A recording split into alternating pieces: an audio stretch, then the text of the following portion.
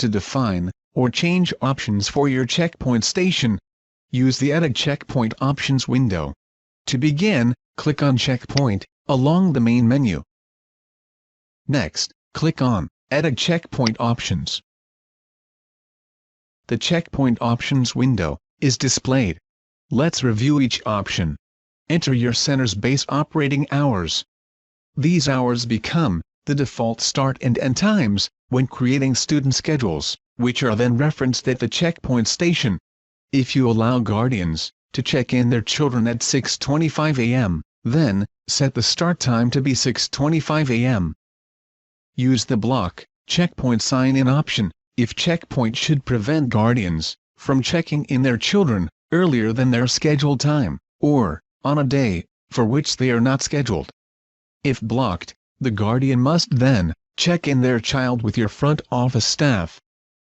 Uncheck this box if you allow the guardian to use checkpoint to check in their child at any time, even when not scheduled. Next, let's discuss the 4 different checkpoint interface types for signing in and out. These options apply to all guardians and employees. Option 1. The user first selects their name from a list, then uses their PIN to identify themselves.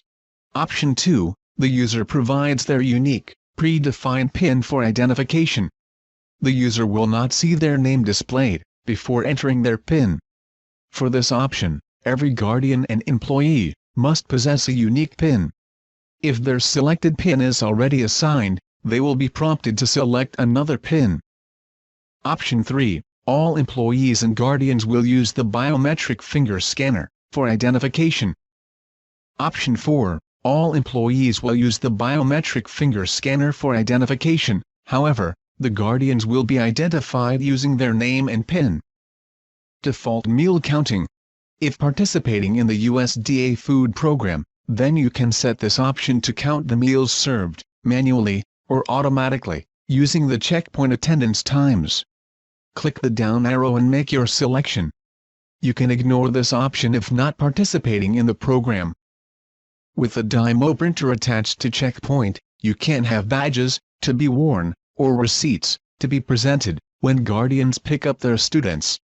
This option is often used for summer camp programs, where the student roster may change from week to week. If you don't need this option, then leave these fields blank.